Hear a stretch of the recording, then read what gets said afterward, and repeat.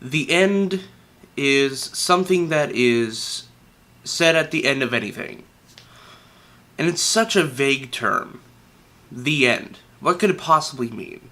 It could mean the end of multiple different things happening at the same time, or it could be the end of something that could be what you've loved for so long finally coming to an end. And Logan is the perfect embodiment of the term the end. So Logan picks up in the year 2029. Mutants have been all but disbanded and destroyed, and we follow Logan, who is at this point a limo driver in the state of Texas, who is also taking care of Professor X in the meantime, who is now a geriatric, who is now also kind of dying. He has some sort of brain disease, and he has seizures every once in a while. And it comes to Logan one day that there's this woman who has this person named Laura, who is X-23, who wants her to take Laura to North Dakota to this secret place, sort of a transport mission for Laura to get from point A to point B, and it is up to Logan and Professor X to get Laura to North Dakota, while also trying to fight off the various bad guys that want to capture Laura and take her in.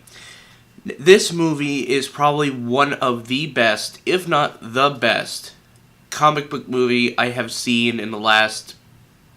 ever since 2008, really. This movie is so fun, so hilarious, so heartfelt, and so touching towards the end, that I can't help but say that this is one of the best movies of the year so far. Logan, for me, is a tribute to what made Wolverine Wolverine. And I have been an X-Men fan for so long. Ever since I picked up a comic when I was about 8 years old, I have been studying X-Men for various amounts of years. And Logan was one of my... Logan/Wolverine was one of my favorite characters of the entire franchise, for various reasons. And to see it come all to an end, to see Hugh Jackman's Wolverine, a character that I have loved for so long, since the early 2000s with the first X-Men film, come to an end in this way, was very, very well done, very well put. And so let's start off with the positives. Of course, Hugh Jackman does a humongous job as Wolverine Logan. He has nailed this character for the last 17 years now. Or 16 years, sorry. And, you know, he knows what he's doing. And what he does with this character is almost fresh, in my mind. Almost fresh. Because he does put some new spins on the character that the cinema scene had never really seen before. We'd always seen him, like, you know, be a badass, but never in this way. You know, this is a Wolverine that's old, that's broken, that isn't healing as well, that isn't as fast as he used to be. But he's still savage as he should be, even though he is old. Professor X in this movie is also played pretty well by Patrick Stewart, and he provides some of the comic relief that's in this film, but he also is kind of the heart of the film as well, as he does try to bring some last moral messages to Logan in this film. And let's talk about X-23. I think the actress who played her does a very good job. For about half the movie, she's mute.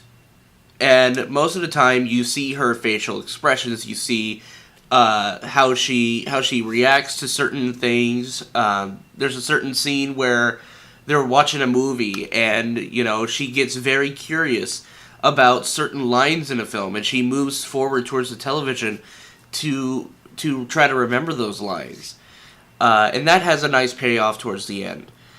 And you know this. X-23 is also kick-ass. Like, I was surprised at how much, like, really good choreography went into her stunt work. Just how fast she is. Like, I mean, granted, she is younger, but, like, she's so fast. And I'm kind of excited to see where her character goes. As for the rest of the cast, they're kind of there. They're not exactly the best characters. They're not exactly menacing. They're just kind of there to be, an obstacle to get in Logan and Laura's way. They're just there. As for the story, the first act just kind of seems a bit, not really cluttered, but a little bit uneasy towards the start. The middle section is a bit long, but it's not a bit long. It's a bit slow. I mean, granted, I think slow is probably what they were going for to get us a little bit more attached to some of these characters. But I found it just a tad bit too slow. I'm fine with slow, it's just a tad bit too slow. But I am good with it. And the ending is so good. It is probably one of the best third acts I've seen in a movie in quite some time. There's a lot of hidden metaphors about this film. There's a lot of really hidden details about this film.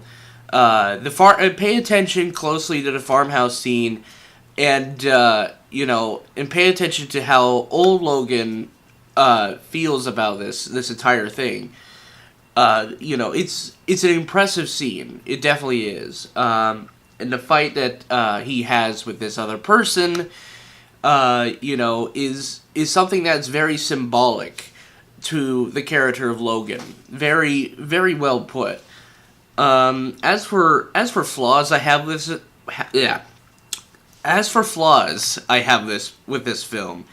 Again, as I mentioned before, the pace is just a bit slow in the midpoint, but everything else pretty much works. And it's such a good movie. I don't know if I can go into any more detail, because I want to keep this almost as vague as possible. Just like the story. The story has bits and pieces about what happened the year prior, but they never really show you. There's not really any sort of explanation for how things got here in Logan. I guess this is kind of another thing that I found kind of a weakness in the film. But I kind of find it okay. I don't always need everything to be shown to me. I don't always need things to be fully explained to me. Because I can connect some of the dots in this, and I don't really need to see it. Although if they have it in a deleted scene, then I guess I could say that's a pretty cool scene, but as far as Logan goes, it definitely deserves its accolade. It definitely deserves the 93% on Rotten Tomatoes. But I'm going to take it one step further. Despite its flaws that I have with the film, I do think this is probably one of the best films of 2017. And for that, I'm giving Logan the first 2017 10 out of 10. This deserves your time. And this is a movie that definitely respects Wolverine. This is a movie that definitely respects the real character of Wolverine. The character that I knew from the comics is finally put onto screen. And it's a tremendous end. A very Western end. Because this movie does pay homage to Westerns in a lot of various ways. And I find it very charming and very well put. So yeah, Logan was really kick-ass. I thought it was one of the greatest films of March. And hopefully next week, when we review Kong Skull Island, we have another great film to add to our little collection here. But yeah. Until next time, I'll see you behind the camera. Peace.